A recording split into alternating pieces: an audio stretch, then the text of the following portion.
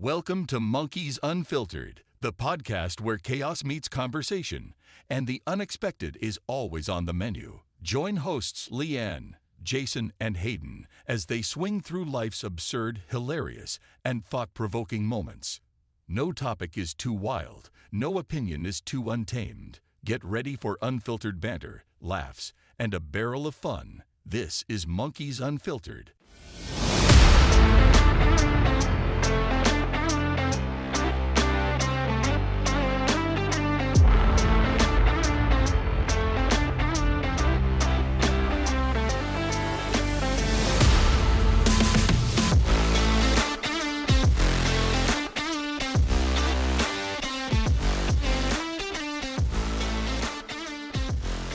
Sometimes I wonder what it would be like if I could talk to animals, or if, I don't know, cookies were like health food. Do you guys ever sit around and wonder what if? Welcome to this episode of Monkeys Unfiltered. I'm Momma Monkey, and I'm joined by my ever faithful side monkeys, Jason and Hayden. How are you guys today? I'm good. I'm pontificating. I'm about ready to have words with my internet provider, but Oh, so that's me always. yeah. What do you? I don't have any problem. Wait, what are you pontificating? These what if scenarios. Oh. This is some interesting stuff. I know. What So a fancy word. I know, right? like he's a quarter monkey and we're nickel monkeys. That's about yeah. Hey. We all know how nosy I am, right? But like I do. in a curious way, not like nosy like I want to know your business or I'm being creepy. I'm just curious about stuff. So a lot of times I sit around thinking, oh, what if this and what if that? And what would I do if this were the situation? So I thought it would be fun to get you guys together and do some of these what if situations, because I think there are certain things that you guys probably know about me and maybe some that I don't even know you know about me.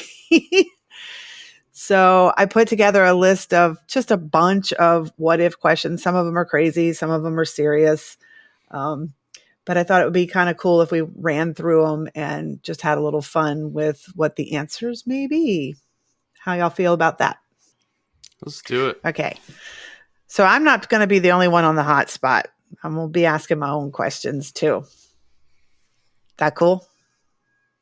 Yeah, of course. Okay, so then I'm going to start, and I'm going to start with you, Jason. I alluded to this in my intro because I think about this all the time because we all talk about our dogs. So what if you could talk to animals? What would that be like? So much like Hayden, I'm fully suspicious that my dog knows how to communicate in English and just doesn't. So we'd break that wide open, like my cats too. Yeah, but what about other animals? What if you were out just, doing your thing, and I don't know, like here in Florida, we have those little lizards, and you're just walking by a little lizard, and he's like, hey man, can I get a ride? Yeah, dude, I'd love to be friends with a little lizard. Like the gecko guy? Yeah, I mean, I don't often go to like the zoo or anything, so it'd mostly be just like birds in parking lots. Yeah, and they'd probably say things like, watch out, I'm about to let go. Yeah, it's coming. Get out the way. Hayden, what about you? What if you could talk to animals? I wouldn't seem as crazy. Good answer. Because I actively have a conversation with my dog where I play both parts. Mm-hmm. So, I mean. Oh, I voice Fiona every night when Dawn comes home. Yeah. Yep, I am the voice of Athena. But I think Hayden is alluding to the fact that he has full-on, like, chapters of books discussions with his dog. I mean, like, me and her have conversations, and it's been me and her in the house for 2 hours, and nobody's here but us, and we have conversations. It's like you're not even doing it for the benefit of a guest. You're just doing it because that's what you do. Like, what are you doing, Tina? Nothing. Okay, we'll keep doing nothing then. Okay. No problem. Somehow that is exactly what I imagine Athena's voice sounds like. Absolutely. Oh, man. 100%. 100%. Okay. So I shared the list with you guys, and I'm going to put myself at your mercy, and we'll see where we go. All right, I'm actually going to start this one off. Mom, because this would impact you pretty significantly, I'd be curious to know what you would do if social media didn't exist and how things might be different for you. Because you used to be a hairdresser and you've recently moved into digital marketing and stuff. So what if social media didn't exist? So yeah. So when I was a hairdresser, there was no social media. I mean, that was a long time ago. So right. So I work in digital marketing. So social media is 100% part of what I do all day, every day for my clients. But for me personally, what I have found is the more I engage for other people, the more I create and manage and monitor things for other people, the less I engage with social media of my own. I've often thought, oh, I could just withdraw from social media. Who cares? Right. But when you work in digital marketing, people expect you to have a presence. So, like, I basically use my Facebook page now to share the podcast, and that's really about it. I think I've been on Facebook like 12 years and I have less than 150 friends, which, according to the TV show Catfish, makes me a catfish because I look sus because I don't have a lot of friends. But I'm really picky about who I let on there. It has to be somebody I actually know or I engage with. So if social media no longer existed, I'd have to find something else to do for a living for sure. And I think I would like miss the interaction that I'm able to keep with friends that I no longer have a day-to-day touch with or don't live in the same state or city anymore. In all honesty, I would miss the silly dog and cat videos on TikTok the most. Wouldn't we all? Right. But because I grew up in a time without it, I think I would adapt pretty well. I don't know. Now that you have it, could you give it up? Well, like I said, it's not before I moved into doing what I do now. Yeah, it was the first thing I would go to grab my phone. Oh, I got to check Facebook. Oh, I got to check in here. Oh, I got to upload this photo. I don't really care about that anymore. So now I think I could adapt pretty well. 10 years ago, I might have felt differently. I understand. Hayden, what about you? What if social media didn't exist? I'd be sad because I would no longer have an access to memes. I don't use social media for any other purpose other than memes and news, honestly, because I don't pay for TV, so I don't watch the news. I for one, would be happy to never see the news again. Me too. Like, there are things worth knowing and being aware of, but, like, in a general sense, I'm okay without the news. Yeah, me too. I don't even mean news like that. Like, You mean, like, I don't even F1 mean race updates and trades in the NFL? like that, but, like, I wouldn't have known that this is kind of touchy subject for some people, but I would have known the bridge collapsed in Baltimore. Right. If it wasn't for social media. And then when I woke up that morning, y'all were telling me about it. Yeah. But it was like, if it wasn't for that, I probably would have known for a few days unless someone told me. That worked backwards for me. I got alerted by text message because I did live in that area for several years, have friends in that area, had some friends that were impacted. And so then a mutual friend texted me in the middle of the night to tell me what had happened. I then went to social media to validate. Not that I didn't believe my friend, but like, what? Right. All right. Good one. Good one. Okay. So here's something kind of a more niche part of your past because, like, we know you're artistic, but... Did you say autistic or artistic? Yes, I am autistic, yeah. I was like, what? Artistic. Okay. So we know you're artistic, Mom. And, like, you can make cool graphics and stuff, but when you were going back to school, you took a class where you had to, like, carve out this giant piece of wood, and it was a giant stamp. I don't know if you remember that. Yeah, I did a couple of those. It had, like, the firefighters and stuff on. And, like, you can draw really well. So if you could draw anything and it come to life, what would you draw? My gosh.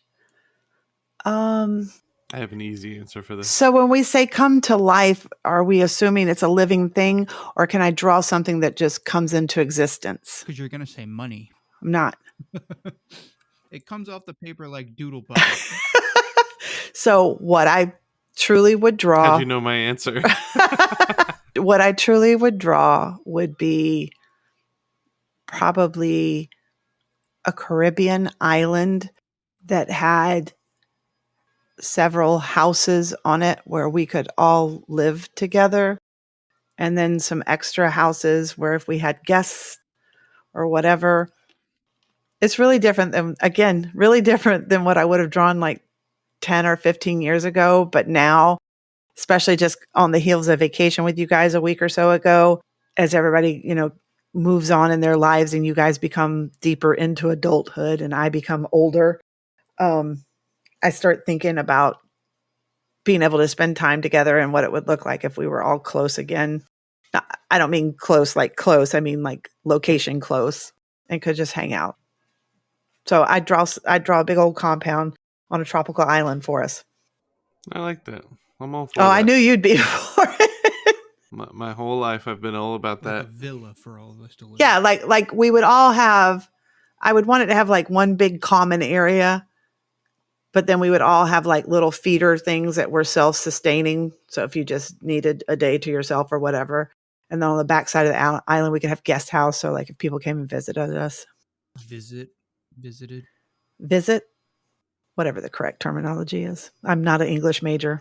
Political science. Jason, what would you draw that isn't Doodle Bob? That was really all I had. So from the vacation, you guys know that my drawing skills are just not up to par in the first place.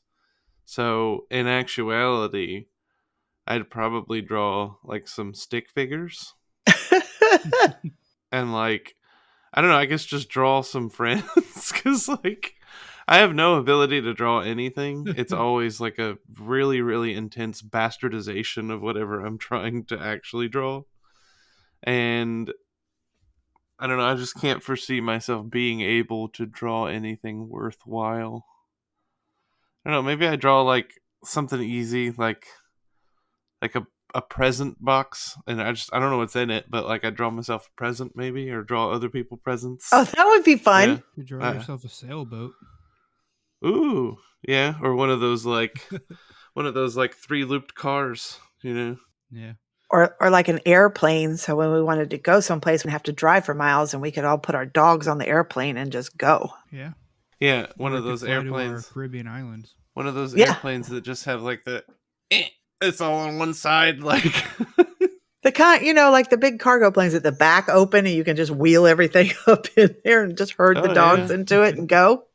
There you go. Yeah, I like it. I'm not very good at drawing, so it's hard for me to answer that. I like it. I just draw a house. I draw a house because I hate living in an apartment because there are children outside my window right now screaming.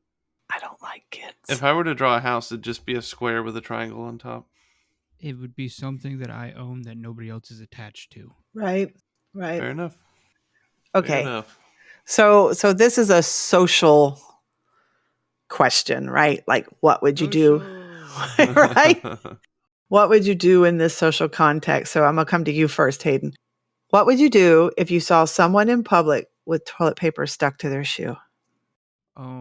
So I've actually seen this before. Like, if somebody walking, they had like a little thing of toilet paper on their shoe. And typically, if it's someone I know, I just try to step on it for them. So when they go, it like is stuck to the ground now because of me. Right? If it's someone I don't know, like if I'm like at the mall and I just see somebody walking with a strand of toilet paper stuck to their shoe, if it's long enough that I don't have to invade their personal space, I might try to step on it. Otherwise, I'd probably just let them keep on going. But are you laughing at them? I wouldn't say I'm laughing at them, but I mean, like, hey, look at that. But you're not telling them. I got you. I mean, I'm not going to go out of my. It's not like it's hurting them. Like if it was something physically harming them or something like that, then yeah. But I mean, it's just toilet paper. It is what it is. Right. Everybody's got to go through it. I guess. Jason? Yeah, I would want somebody to tell me, so I'd probably just give a quick tap and be like, hey man, you got stuff stuck to your shoe. It's a pretty easy thing to do. And like honestly, I'm not the guy who likes approaching strangers. I've gotten a lot better about that. But I just don't think it's that difficult of a thing. Just be like, hey, bro, you got stuff on your feet. Okay, I'll start telling people. Right.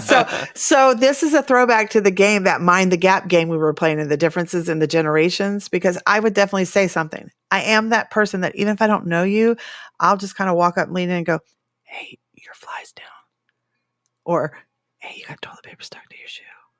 That's a whole separate thing. No, like the fly being down, I don't necessarily know, because that means I'm staring at your crotch, right? No. Like I have to have been. Not necessarily. I mean, your fly being down is not a normal thing, so it catches your attention, right? But like one time I was out in public somewhere and this girl came out of the bathroom and she had on pantyhose and a dress, and she did not know that the hem of her dress, was stuck in the back of her pantyhose. So her whole butt cheek was hanging out because she had on a thong, I guess. I'm hoping. And I didn't know her. She, she's walking in front of me. I'm like, oh my gosh. And I stopped her. I'm like, she's like, oh my God. Like, I didn't even have to say anything. Right.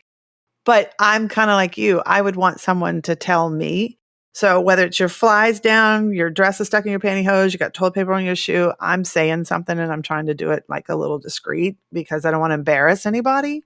But yeah. Well, for me, I'm like really self-conscious of, I guess I have psoriasis. Like I've never been to the skin doctor or whatever, the dermatologist, but I'm pretty sure because like all these flakes that happen on my scalp and stuff. And sometimes they're really apparent.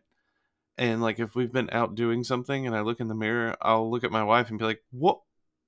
How are you letting me look like this? You know? Dude, yes, all the time. I'm like, you didn't tell me about this. Hello? Yeah. Yeah, because sometimes I see people out in public and I'm like, wow, they must not have any friends. Yeah, Like, and that's even right really what it now. seems like. Is like nobody loves you enough to tell you. To tell you, right. Like, even right now, we can see ourselves and I can see I'm like, because I got little flakes because I haven't washed my hair in a few days. And it's like, We can tell. Hey, man. Oh, all right. Moving on. All right, I'm gonna go with a relatively simple one. I guess Hayden, I'll start with you again. If you could eliminate one word from existence, what would it be and why? And why is it moist though? Like, truly. See, I don't have a problem with that. I don't either. Yeah, I don't either. My wife has a problem with that, but I do not. Like, I don't mind it too much. I like if it's said a lot, I'm like, all right, stop. Like you're making the word sound weird. Well, that's like any word if you say it enough, right? Moist. That was a good one. I'm very sorry for anyone who's listening and hates that word. Moist. No, I mean, if I had to get rid of one word, I don't know. It wouldn't be any of the cuss words because I like saying them too much. The hell you say? I don't know. One word. You said this is a simple one, man. You know how many words there are? I don't know. Is there anything that like offends you, or like something you've been called before that you don't like, or something that like hurts a friend of yours, or something that you just like to see go away forever? I know the word I would get rid of. I don't know. I guess all of the like racist remarks. Okay. I mean, which one? I'm not going to say any of them. Well, so I'll say it like this. No, wait. My friend DeMarcus does that to us all the time. He'll just be like, hold on, what'd you say? Or what does that say? Like trying to trick people into reading it out loud. Well, and just a shout out to DeMarcus for being our super fan, right? Yo, for real. I mean, I'm not going to say the word because I just don't say this word, but I would definitely get rid of the N word. Mostly because it is offensive. It is derogatory no matter who it is directed at. You never say that word with well intentions behind it. But I would also want to get rid of it because I feel like it is, and I may be getting ready to step off into some controversial area, but I feel like it is the single pin that holds everything together. When you talk about racism and, the divides and the hatred that can erupt among humans over discrepancies and differences that we have no control over. People don't control the color of their skin, right? But I also don't like that it's double-sided. It's okay for some, but not for others. And to me, that just brings or furthers the feeling of inequality or injustice. So I would just like that word to go away completely. Nobody's allowed to say it. Yeah. For any reason. Any reason. Wait, what word would you get rid of, Jason? Yeah, I hadn't really considered that. I know I was going to ask y'all, but I hadn't really thought about my own. I don't know. I'd probably go with like another word for part of the female anatomy because it just sounds crass. Which one? I think you know. Like, let's see you next Thursday. Oh, see, I don't. It's just really crass, and that's not really a way to describe that. I don't mind that word as much as I mind the cat reference because that just sounds stupid. I mean, if you're going to say something, in my opinion. But I get where you're coming from. For me, that seems to fit a little bit better than see you next Thursday. It's, I don't know. It doesn't fit. I You know? got you. I got you. But what if you could only see one color? What color would it be? Go, Jason. So, as some may know, colors are a struggle for me. Mainly the comparison between colors. So, like blues and purples, sometimes purples and pinks, reds and greens get At difficult, least you can see them. etc., etc. Right. So, as some people may know, Hayden like also has that same struggle. We both deal with a version of color blindness. I was going to say it's called color blindness. Yeah, and there's multiple like variations.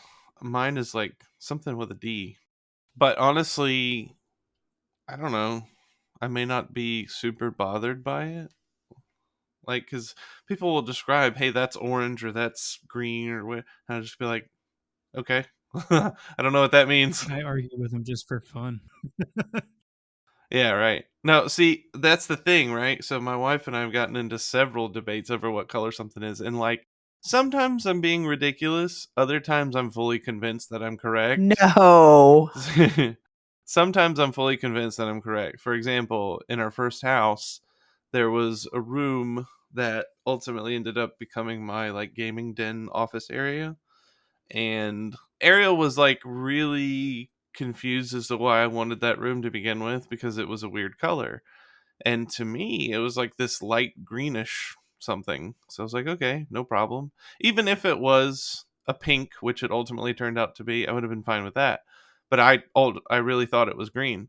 And so when we're moving out, I'm moving out a giant desk thing, and I ended up like it slipped, and so it put a hole in the wall. And so I had to text her, and I was like, hey, there's a hole in the wall in the green room now. And she just goes, what the hell are you talking about? And I was like, the green room where my stuff is. And she's like, there's no green room in our house. And I'm like, I beg to differ. And there was a whole thing, right? I got my friends involved. I sent them pictures of the wall. Everybody was against me. And I was like, all of you are wrong. Are wrong. You're like, I spend the most time in this room. I would know. Right. I would know what color it is, except I'm colorblind. Right. Okay, but you didn't answer the question though. What if you could only see one color? What would you see? Oh, I thought it was like if you couldn't see color. I thought it was if you couldn't see color.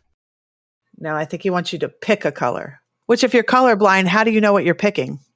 Well, additionally, if you could only see one color, does that mean only certain things are like illuminated? Or like is you just literally see red or whatever?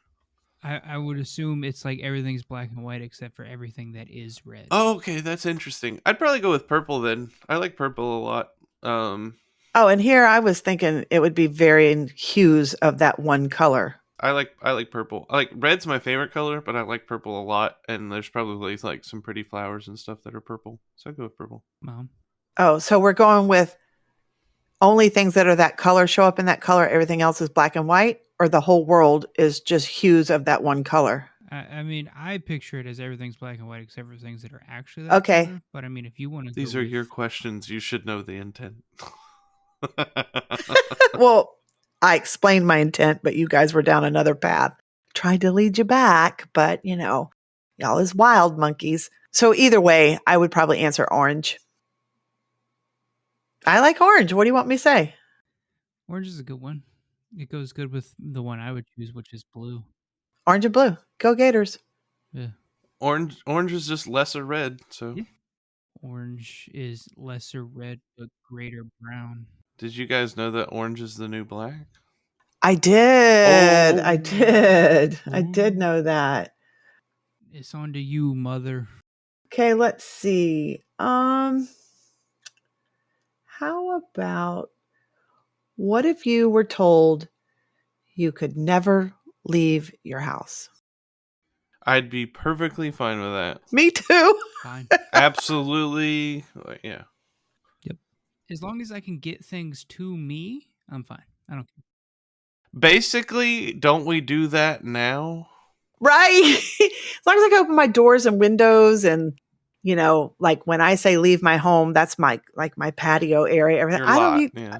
Yeah, I don't like people per se, and I don't like getting out in the push and shove and the rude. So I knew you guys were gonna say fine by me. Yeah, I mean, because Hayden and I, like, our main hobby is video games, so it's right up our alley to kind of just stay home. Yeah, I would Yeah. never leave. Okay, wait, because that question went so quick. I want to ask another one super quickly. Sure. Yeah, that was kind of a cheat session. Yeah. Okay. What would you do if your cell phone fell in the toilet? Get a new one. I mean, because it'd be ruined, right? Because it touched the water. Like, just get a new one. Right. Some cell phones now are water resistant or water, whatever you call it. I don't care. I'd clean it. If it didn't malfunction, like if nothing happened to it, and I just had to clean it off, fine. I don't care. Hayden, what are you snickering at, Hayden? I have dropped my phone in the toilet before. Me too. Wait. Before. Fresh toilet? Before. Fresh toilet? Nothing Or in like it but water. Like used toilet. Okay. There's nothing in it but the cell phone and water. And I was like, whatever, and just reached in and grabbed it and dried it off. I think studies have shown that cell phone have more germs on it than a toilet seat anyway, or like a toilet bowl even. Yeah. Right? Is that like a real study or just some made up crap to make you feel good? Because I've heard it multiple times and I can't give you a site. Okay, so before cell phones got to the point to where they could take a little bit of water and keep right on going, I did drop my cell phone in the toilet at a rest area between Florida and North Carolina at the state line. And yes, Oh, no. I had just done my business, potty. My phone was in my back pocket, stood up, boop, without thinking. I did not hesitate. I went right in after that sucker. So did. You do what you must. Went, washed my hands, put my cell phone. That's back when you had to put your cell phone in a bag of rice. Mm-hmm. A week later, I was buying a new cell phone. Speaking of the bag of rice, I had to do that several times because when I had like those old Kyocera or old Nokia phones, for whatever reason, I would always have them in my pockets right before I jumped into a pool. Yeah. Like almost, it happened almost every time.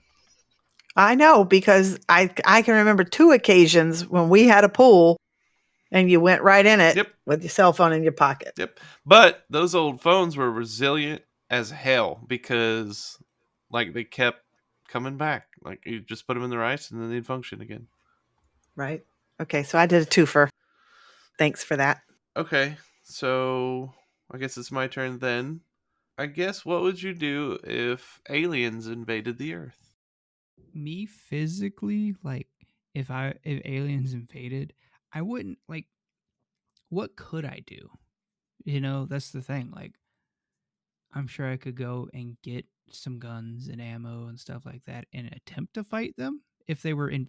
Because like invading. So we're assuming they're bad aliens. I was just getting ready to say, how are they invading? Violently? I was about to say, if they're invading, that would imply that they're trying to take us over.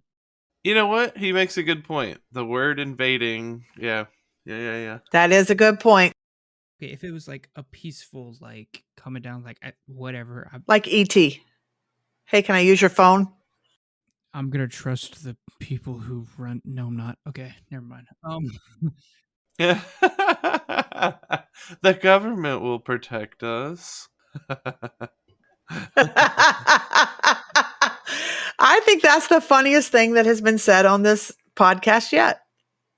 No, I mean, like, if truly though, if it was a violent invasion, like, I mean, I would do what I can to protect myself and my wife. But I mean, like, other than that, it's like, I don't know what these aliens are capable of. I don't know what their weaknesses are. So I do what I could to survive, I guess. Same in like a zombie apocalypse.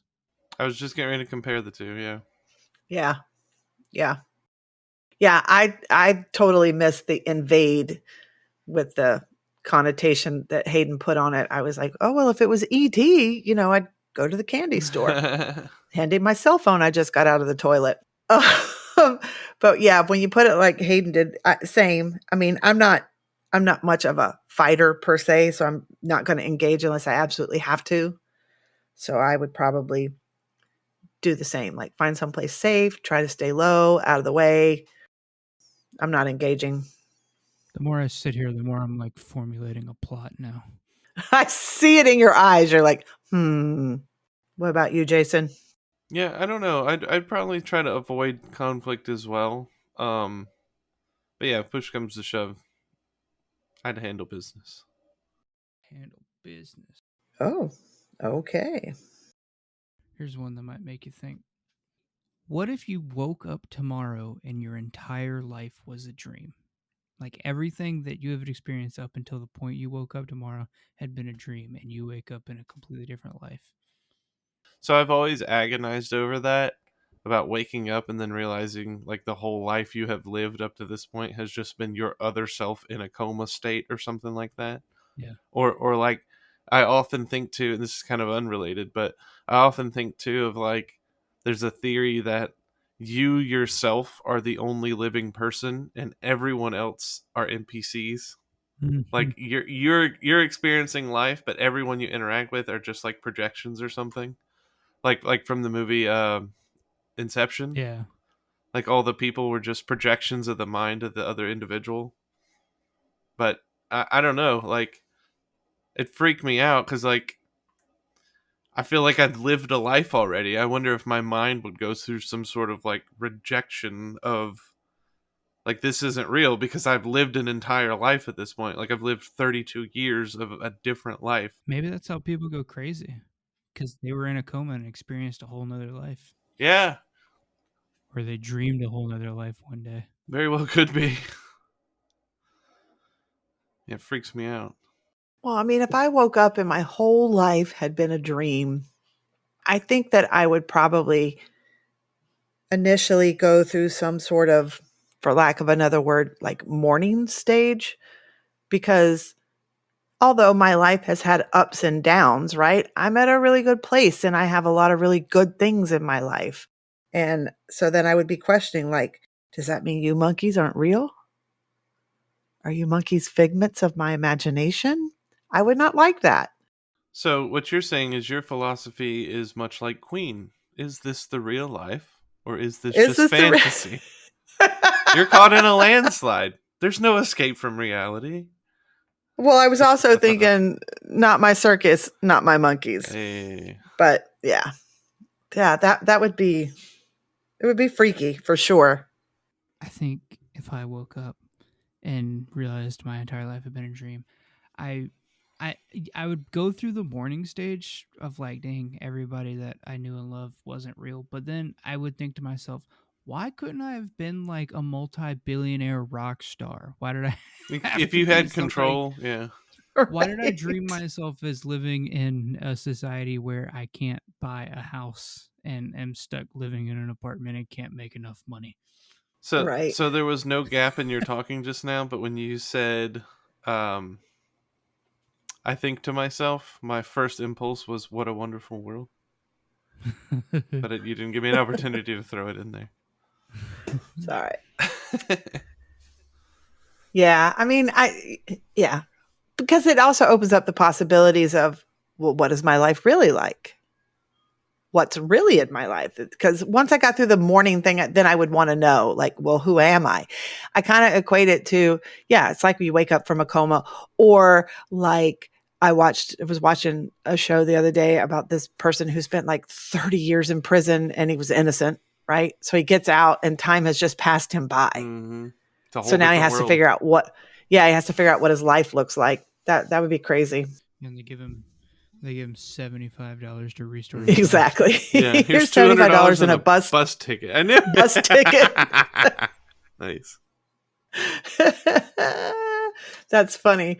Okay, so I'm gonna go with continue the what if, and I'm gonna start with you, Jason. What if you could uninvent something? What would it be and why? I'd probably go with that vacuum hair cutting system. Do you remember that? Because The Flowbee? Who who thought that was a good idea?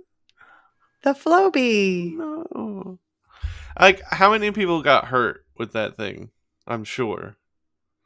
I have no idea because I remember that from when I was young, really young. But I do Right. have something similar that I de-shed my dog with. So what I'm thinking of is like, okay, so there were like blades in the suction thing, right? And it was supposed to cut the hair. So all I can think about when I'm thinking about that is, you remember that video of those the girl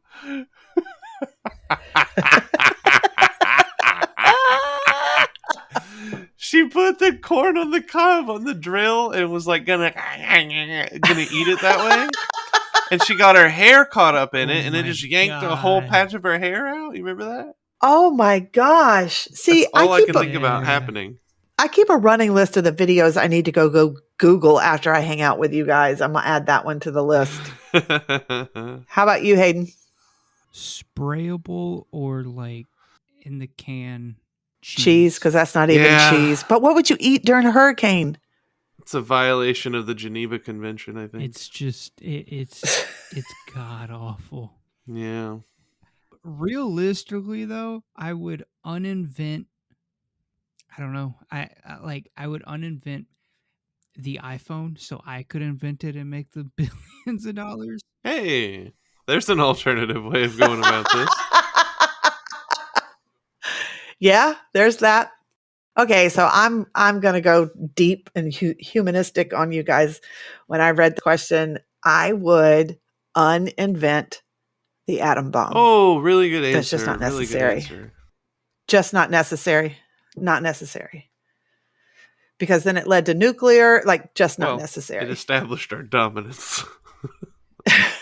No, it killed a bunch of It people. absolutely did, and it was horrific. But Yeah. the Japanese going after Pearl Harbor, like, you got to do something.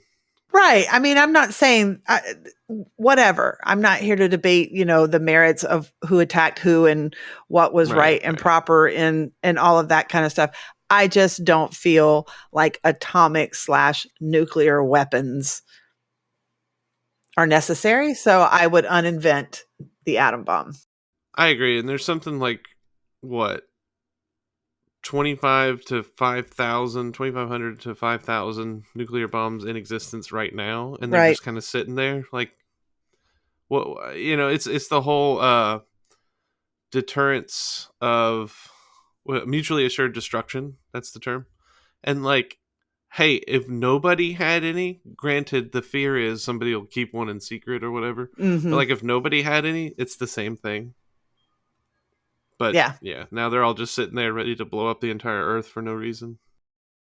From that, though, it also led to research of nuclear technology and realizing we could use it to power things, which, granted, didn't work out a few times, but I mean, if properly maintained, is one of the better ways to have energy provided.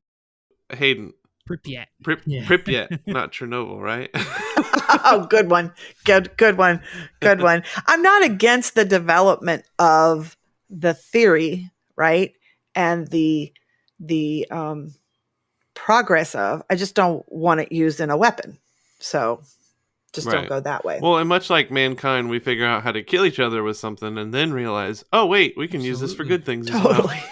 Let's kill everybody first and then figure out how to use it for good. The Romans invented paved roads so they could move armies to invade new lands quicker. Exactly. Truly. Exactly. Yep. So I'm going to cut my eye at our producer to make sure we're good on time. Probably about that time, yeah. Okay, we have time for one more. Sure. So in that case, I'll just ask, and I'm pretty sure, like, y'all are gonna have some answers for this one. What would you do if you won the lottery? Wow. No one would know, but there would be signs. Right. Right. Like you'd have, like I saw a picture the other day of somebody had a hot tub, but the whole like shell of the hot tub was like an OG Xbox, and like the whole room was green. It was kind of cool. The one I saw was like, it was like if I won the lottery, no one would know, but there would be signs, and it was someone going through the McDonald's drive-through in an F1 car. Yeah. Or like something stupid, like I got extra bacon with my sandwich or something. Right, Yeah. right. Just 4 inches of bacon. Really, at this point, you could like, if I won the lottery, there'd be signs, and then your like grocery cart is actually full instead of half full. Right. You know, you'd Yeah. spend $200 at the grocery store and have more than 4 bags. Right. Right. I'd buy 2 bags of chicken nuggets. Ooh, the name brand chicken nuggets at that. Yeah. Right. Of course, it all depends upon how much lottery I'm going to win, right? Because living in a lottery state, sometimes the lottery is just, I say just, like this is an inconsequential amount of money, just a couple $1 million. But at the time we're recording this, it is just, the mega has just tipped $1 billion. So like, which lottery am I winning? You know, if it's a couple $1 million, Hayden, you're getting a house, you know. I'm down with it. Dakota, you're getting out of debt with your house. Like I'm paying off your house. We'd all take a trip. But of course, I think first and foremost, just because I wasn't always engineered this way, but I mean, I think I was always engineered this way. It just took me a long time to realize it. First and foremost, I would have to take a chunk of it and do something good for my community or somebody in need. You know, something. I would have to do that pay it forward movement first. But if it's the $1 billion one, man, everybody's getting houses. We're going on vacations, right? And some poor soul who has nothing, who I don't even know, now has everything. Okay, Jason, what about you if you won the lottery? So straight off the bat, I'd probably give a huge chunk to the church because I always want to do really good stuff. And I don't quite know where to start or like what's a good place to start donating to. I mean, I have some examples, but I just know that the church could probably do much better stuff with it than I can. And so in order to like benefit people, I'd probably anywhere from like 10 to 50%. And I know that sounds like a lot, but like that's just what I do. And then beyond that, at least a good portion, probably like another 25% or so would just go to the people around me. And honestly, all I ever cared about, and like I've told this to so many people, all I ever care about is just like getting kind of to zero for me. I don't need anything necessarily extra, but if I don't have like debt and I just own everything that I own instead of like making payments on it or whatever, that's fine for me. Like I can go from there. And yeah, again, like everybody around me would probably get something because like I'm just I have a giving nature in the first place. Yeah. So You're definitely my child. So like I don't need a whole bunch is kind of what I'm getting at. I definitely use a good portion for other people to benefit. I'm definitely buying Hayden a house. That sounds like a suck up answer, but like it's just the truth. No, I got you. But I am definitely buying Hayden a house no matter what. Hell yeah, dog. All right. Well, I mean, we have plenty of questions. We may revisit this topic in the future, but I hope you guys had a little bit of fun. I always like the what ifs and digging into the what would you do if this and what would you do if that. And of course, we avoided the what would you do if the floor was lava question. Well, we never really asked what we knew for a Klondike bar. How'd you know I was going to say that? Good one. But what you should be doing is swinging by our social media every Monday and checking out the Monday Monkey Mischief. If you swung on through this week, you would have seen we posted, what do you get when a chicken lays an egg on the roof of a barn? What? An egg roll. Yeah, you certainly do. That's a good one. I like that. Okay, wait. What if the chicken lays it and it perfectly balances on the tip? Then I'm impressed. Then I'm impressed. All right. Well, that does it for this episode of Monkeys Unfiltered. We appreciate everyone who stuck around to the end. We hope that you are following us in social media, and we invite you to like and subscribe anywhere you get your podcast so that you never have to have a giant case of FOMO. Thanks, guys. Goodbye. Ciao. Later.